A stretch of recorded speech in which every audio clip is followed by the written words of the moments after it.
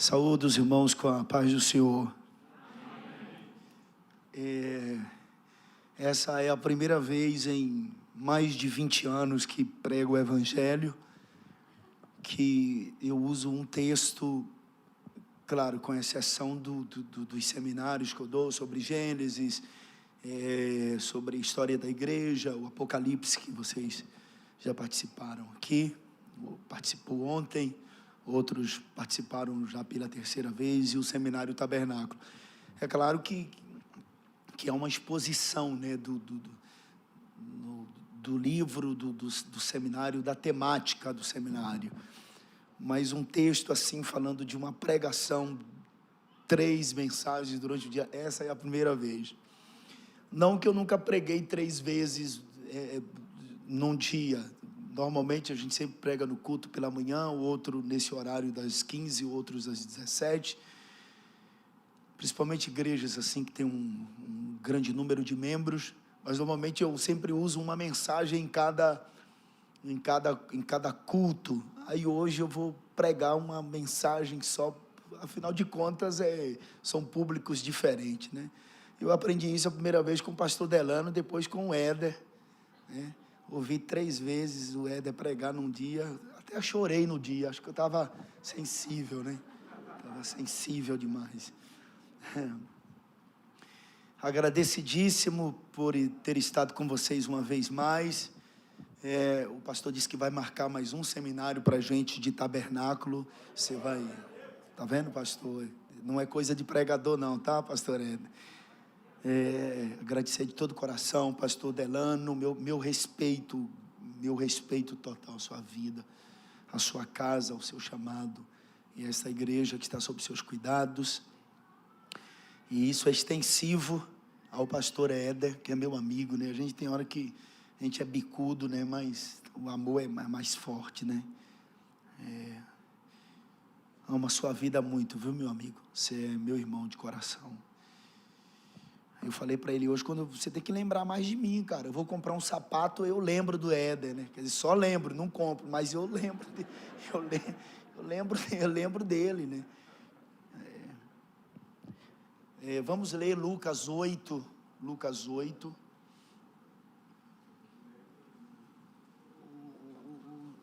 O público da manhã ouviu a mensagem, o de hoje à tarde, agora vocês têm que se for também assim, queimar muito cartucho, uma mensagem dá trabalho para elaborar, né?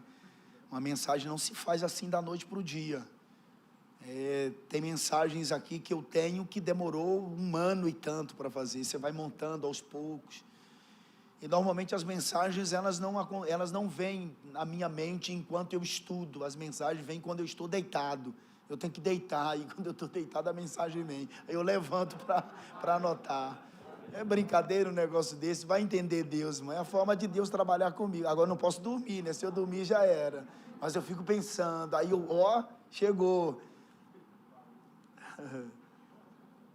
Glória a Deus.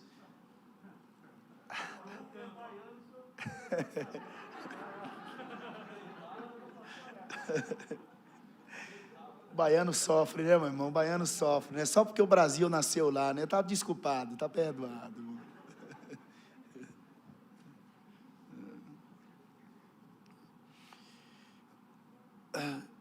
Lucas 8, versículo de número 40 ao versículo de número 48.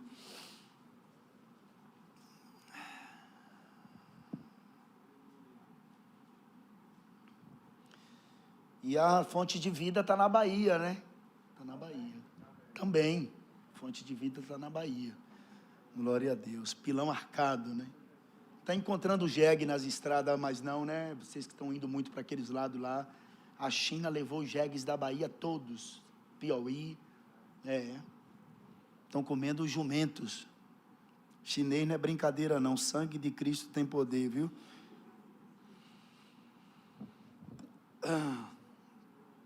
E aconteceu que quando voltou Jesus, a multidão o recebeu, porque todos o estavam esperando. E eis que chegou um varão de nome Jairo, que era príncipe da sinagoga, e prostrando-se aos pés de Jesus, rogava-lhe que entrasse em sua casa, porque tinha uma filha única, quase de 12 anos, que estava à morte. E indo ele, apertava-o a multidão. E uma mulher que tinha um fluxo de sangue havia 12 anos, e gastara com os médicos todos os seus haveres, e por nenhum pudera ser curada, chegando por detrás dele, tocou na orla da sua veste, e logo estancou o fluxo do seu sangue, e disse Jesus: quem é que me tocou? E negando todos, disse Pedro e os que estavam com ele: mestre, a multidão te aperta e te oprime, e dizes: quem é que me tocou? E disse Jesus: alguém me tocou, porque bem conheci que de mim saiu virtude.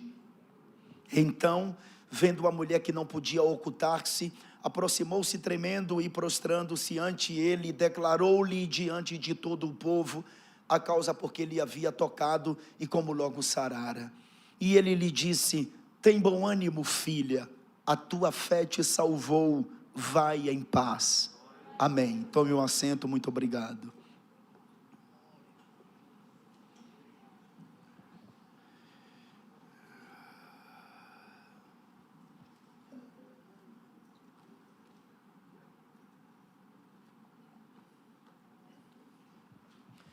Os gadarenos não ficaram felizes com a libertação daquele moço, daquele endemoniado que possuía 5.000 demônios. Quando viram aquele jovem em seu sã e perfeito estado, vestido diante de Jesus, os gadarenos pediram que Jesus se retirasse de Gadara. E Jesus entra no barco com seus discípulos e volta para a cidade de Cafarnaum, cidade que sediava o seu ministério. A verdade é que Cafarnaum passou a ser sede do ministério de Jesus logo quando ele saiu de Nazaré com seus 30 anos de idade. Ele coloca a sua caixa de ferramenta nos ombros e ele se estabelece exatamente nessa progressista cidade, essa cidade que ficava à beira-mar, a cidade de Cafarnaum. Jesus está voltando de Gadara e a Bíblia diz em Marcos capítulo de número 5 que uma grande multidão, uma multidão estava ali esperando. Uma multidão na Bíblia é composta de pelo menos 12.000 pessoas, isso com base naquele texto da multiplicação dos pães e dos peixes, quando a Bíblia diz que comeram cerca de 5.000 mulheres e crianças, fora os homens. A multidão, com base nesse texto, nesse episódio, equivale a aproximadamente 12.000 pessoas. Então, entre 10 a 15.000 pessoas estavam em volta de Jesus, assim que Jesus chegou em Cafarnaum. De forma repentina, aparece no meio da multidão, um homem por nome Jairo. A Bíblia diz que Jairo era príncipe da sinagoga. Em outras palavras, Jairo era um homem de alta patente espiritual. Ele era, na verdade, o superintendente das sinagogas daquela região. Jairo era um fariseu, um religioso. Jairo era uma espécie de sacerdote líder, de sumo sacerdote. Essa é a verdade.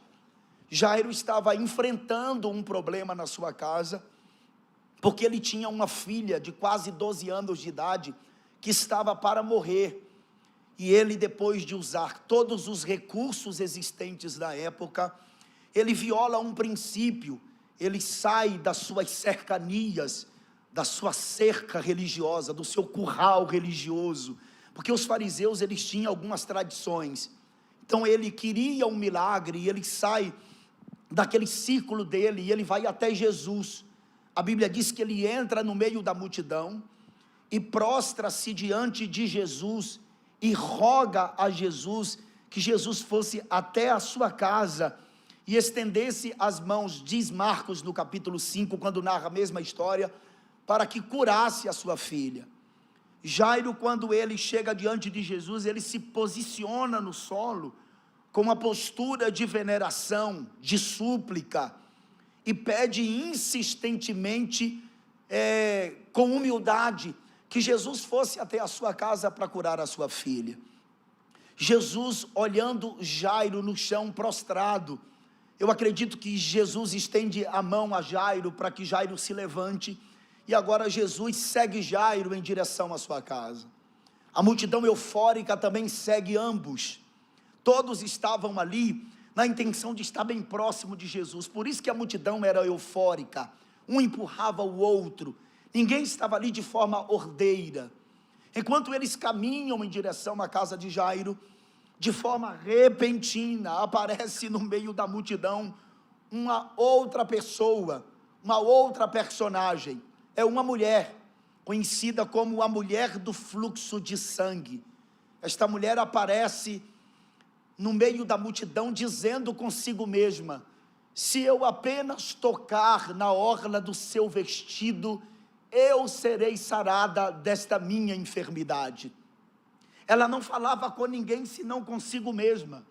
Se eu apenas tocar na orla do seu vestido, eu serei sarada desta minha enfermidade.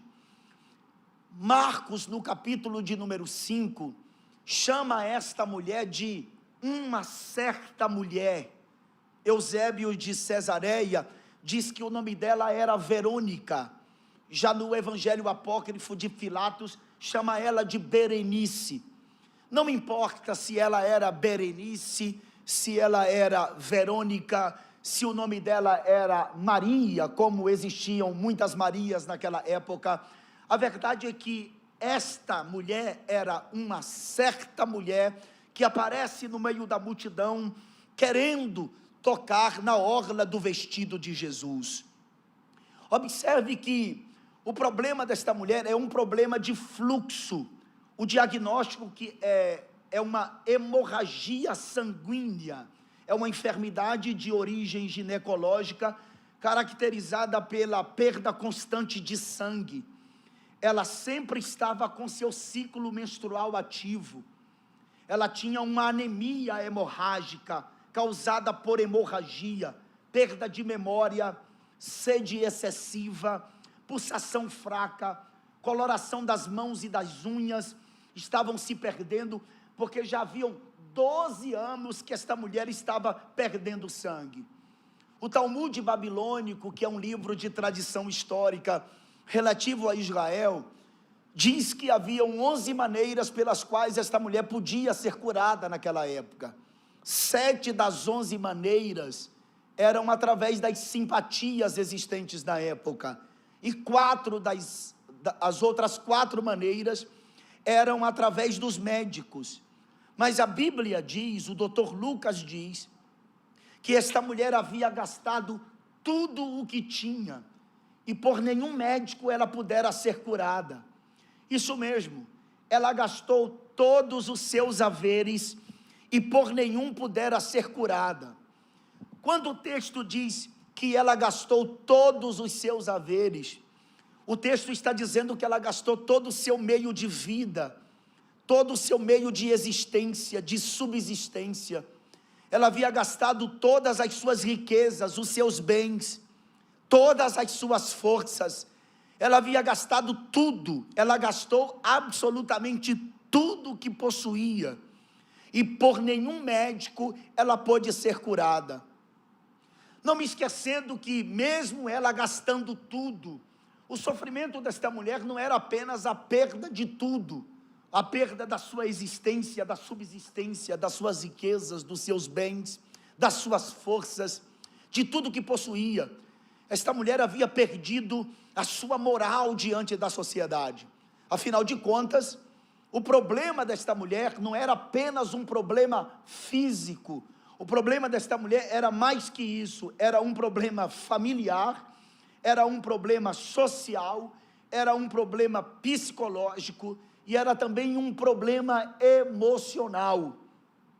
Olha que Levítico capítulo de número 15, versículos de número 25, 26 e 27 diz: se uma mulher tiver fluxo de sangue por muitos dias, fora do tempo da sua impureza, ou quando tiver fluxo de sangue por mais tempo do que a sua impureza, por todos os dias do fluxo da sua imundícia, será como nos dias da sua impureza, imunda será toda a cama.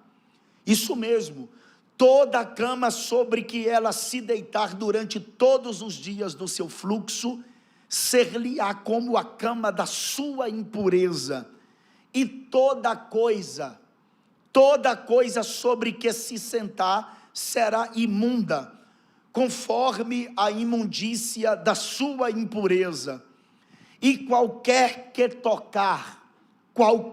tocar nessas coisas será imundo, portanto lavará as suas vestes e se banhará em água, e será imundo até a tarde.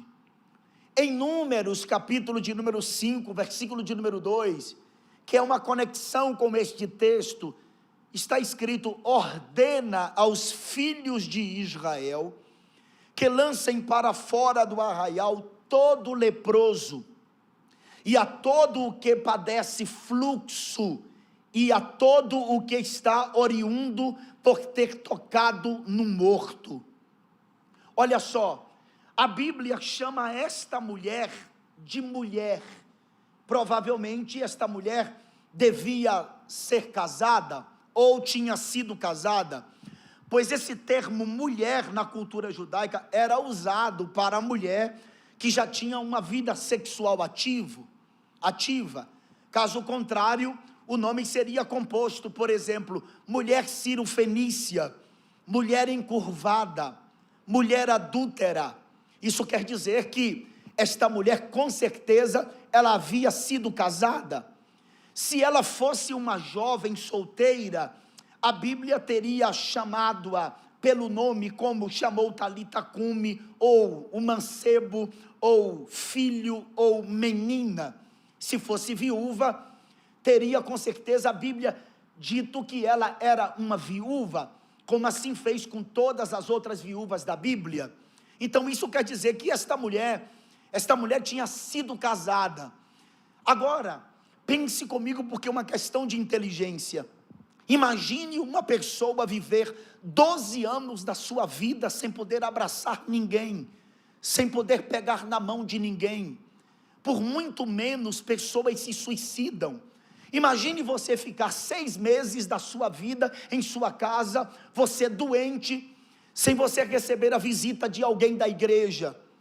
Tem pessoas que, quando acontece isso, logo maquina em seus pensamentos: quando eu ficar bom, quando eu ficar boa, eu vou mudar imediatamente de igreja, e logo denomina a sua igreja como uma igreja que não tem amor. Esta mulher, ela teve que sair da sua casa.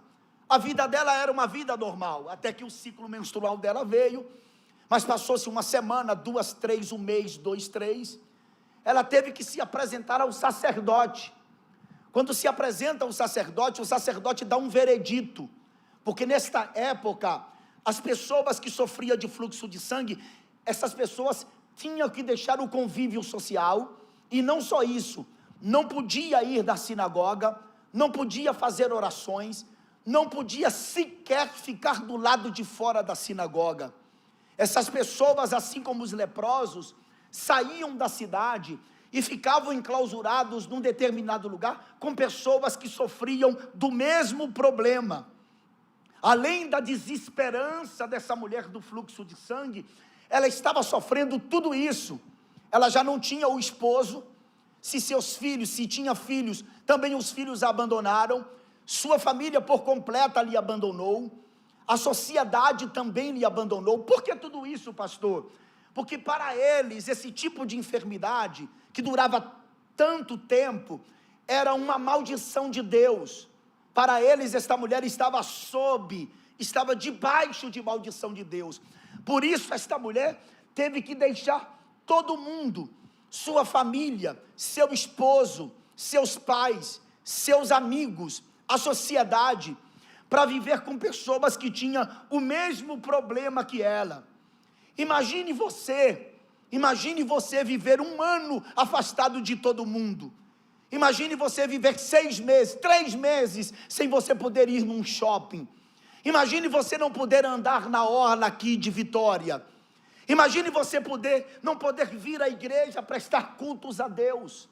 Imagine você não poder abraçar seus entes queridos, as pessoas que você ama, pegar na mão dos seus amigos, beijar as pessoas que você gosta.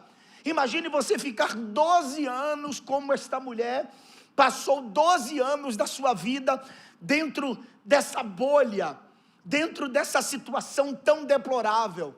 Imagine os pensamentos na cabeça dessa mulher. Imagine as maquinações dos pensamentos desta mulher. Quantas coisas lhe veio à cabeça. Além de todo esse sofrimento, agora ela não tem dinheiro, porque ela havia gastado tudo com os médicos, e os médicos não puderam dar jeito ao seu problema. Além de não ter dinheiro, ela já não tem mais beleza, ela já não tem mais força física. A enfermidade estava definhando esta mulher. A situação dela era deplorável. Esta mulher estava numa situação que, no ponto de vista lógico, não tinha como dar jeito à situação.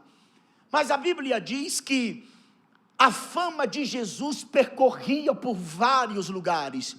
Jesus, o seu nome chegou em vários lugares. E o nome de Jesus, a fama de Jesus, chegou até o lugar onde esta mulher estava enclausurada com outras mulheres.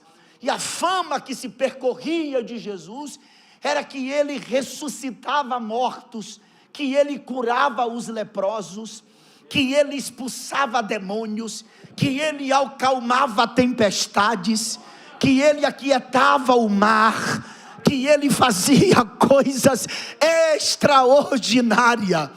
E esta mulher ouve falar de Jesus, como diz Lucas no capítulo 5, e ela sai em direção a Jesus, porque é mais ou menos assim: quando tudo diz que não, quando tudo diz que está acabado, quando não tem mais jeito, quando tudo parece estar perdido, quando tudo está contrário, quando o vento sopra contra as nossas velas, nos levando para outro lugar que a gente não quer ir, quando as ondas se levantam encapeladas contra a nossa simples embarcação, quando a dor chega, quando a gente desce ao vale, quando chegamos no deserto, quando a porta se fecha, quando não se vê uma luz no fim do túnel, quando todos nos abandonam, quando todos viram as costas para nós, quando o médico diz não tem mais jeito, vai para casa, espera a morte, quando o diabo diz acabou, agora é ponto final para a sua vida, Jesus chega na história e diz: eu vou mudar isso aqui, eu vou fazer tudo novo, aleluia. Eu vou fazer tudo novo. E isso aqui não é jargão de pregador, é que realmente ele faz. Ele faz acontecer. E pega esta palavra, ele faz acontecer de forma repentina. É quando você não espera, acontece. Eu vou repetir, é quando você não espera, acontece. É quando tudo está escuro, aí uma luz se acende. As coisas de Deus acontecem de repente. Fala isso para alguém aí, fala isso para alguém. As coisas de Deus acontecem de repente. Fala aí, vai. Fala com vontade, fala com vontade. As coisas de Deus acontecem de repente. Fala para alguém, aponta para o outro lado, diz: as coisas de Deus acontecem de repente. É quando você não espera, elas acontecem. Elas acontecem, simplesmente acontece, de uma hora para outra, elas acontecem. E assim foi com esta mulher. Ela ouve falar de Jesus, e quando ela ouve falar de Jesus, ela sai e vai ao encontro de Jesus. Ela vai com medo. Por que ela vai com medo, pastor? Porque ela aqui está violando a lei. Ela está violando a lei. Então com certeza ela não sai de cara lisa. Ela com certeza pega um pano e coloca na sua cabeça, como era de costume, e vai em direção a Jesus. Ela não queria ser vista, porque ela poderia sofrer punição. E ela vai, só que quando talvez ela pensa, eu vou encontrar Jesus sozinho, Jesus não está só. Jesus está no meio de uma multidão eufórica. Multidão na Bíblia significa algo que é difícil de transpor, obstáculo, empecilho. Multidão na Bíblia significa algo que é difícil de romper. E ela olha para aquela multidão, sabe que Jesus está no meio da multidão, mas olha para o seu estado físico deplorável, sua falta de força, mas que já havia perdido tudo, que já estava há 12 anos sem abraçar ninguém, sem beijar ninguém, sem conversar com as pessoas que amavam, sendo desprezada pela sociedade, pelos líderes religiosos. Mais uma tentativa, era nada diante de tudo isso. A fé desta mulher era extraordinária. Ela vence o medo de quebrar princípios, de quebrar paradigmas, de quebrar a lei. E ela vai com seu pano na cabeça e vai entrando no meio daquela multidão eufórica, que empurra ela de um canto, empurra de outro. Porque muitas vezes a pessoa não te dá atenção na igreja, é porque essa pessoa também tem algum problema e está atrás de Jesus para resolver o seu problema.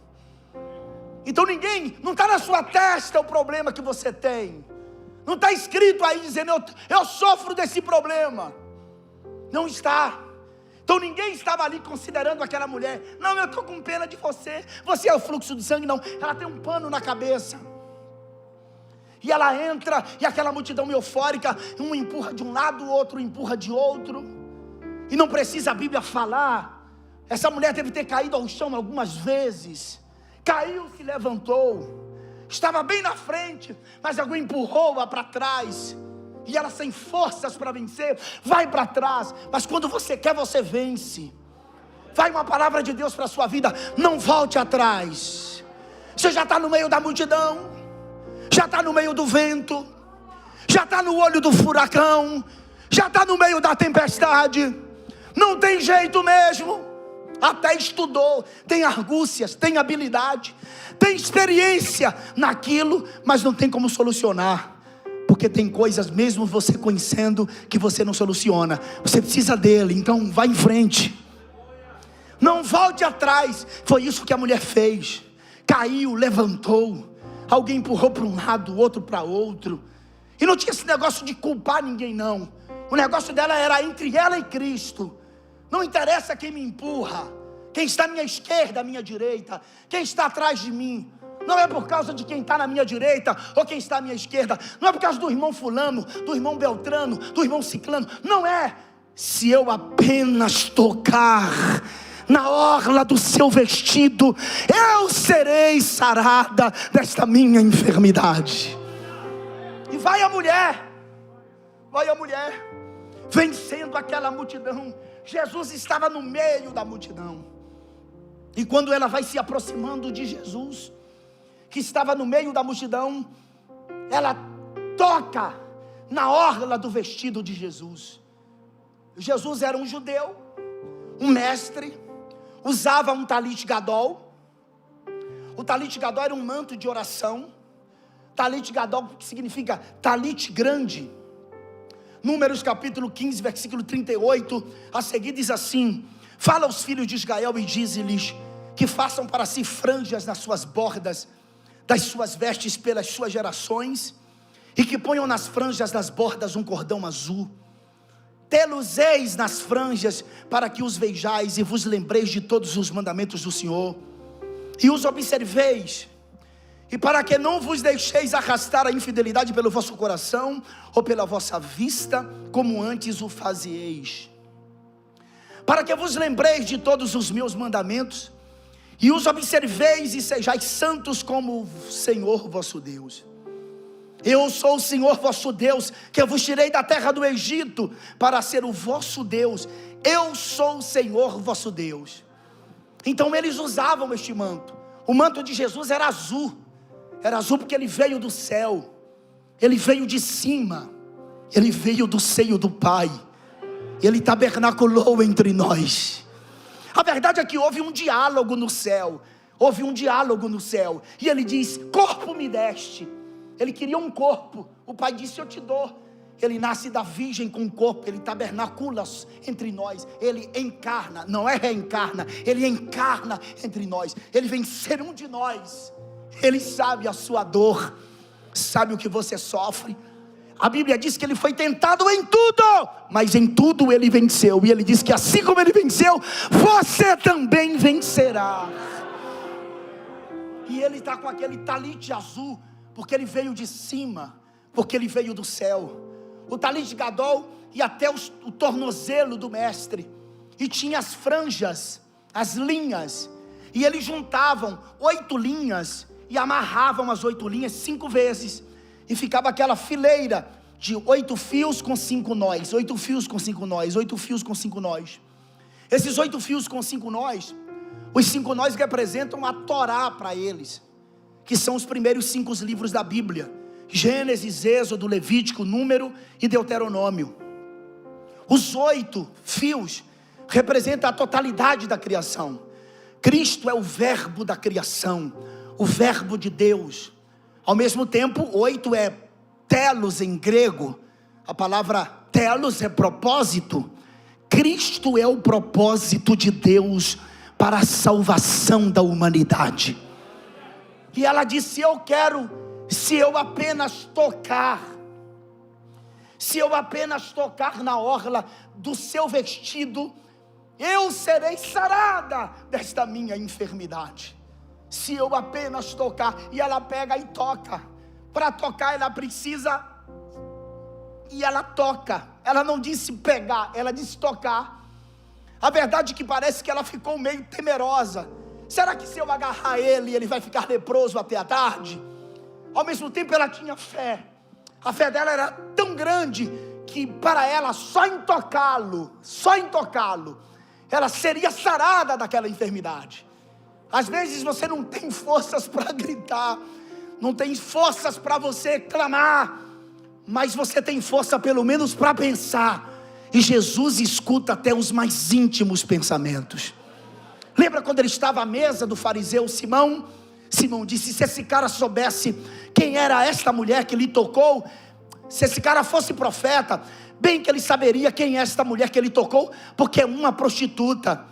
Jesus, conhecendo os seus pensamentos, Jesus conhece os seus pensamentos, Jesus perscruta seus pensamentos, Jesus penetra nos seus pensamentos, os seus mais íntimos pensamentos, e Ele conhece os seus pensamentos. Aquela mulher pega e toca na orla do vestido dele. Sabe por que ela toca na orla do vestido dele? Porque ela sabia, para ela, Jesus era um sujeito, um mestre, melhor dizendo, que tinha autoridade.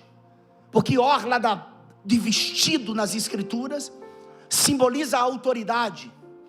Quando ela diz: se eu apenas tocar na orla do seu vestido, ela está falando: se eu tocar na autoridade dele, eu serei sarada desta minha enfermidade. E ela toca, ela não pegou, ela tocou. E quando ela tocou na orla do seu vestido, Jesus parou. Jesus parou e fez uma pergunta. Pense num silêncio naquela hora. Aquela multidão que sai eufórica, um empurrando o outro, um querendo tomar o lugar do outro, um querendo estar mais próximo de Jesus que o outro. Aquela multidão agora para. Jairo também para, que está ao lado de Jesus. Afinal de contas, Jesus está indo para a casa de Jairo. Os discípulos ficam um ao lado do outro, cochichando um com o outro. Por que ele parou? Ninguém sabe o que é que está acontecendo, mas Jesus sabe o que aconteceu. Jesus sabe o que está ocorrendo no momento. Você não viu, não sabe, mas Ele sabe, Ele viu. Foi um toque, foi apenas um toque.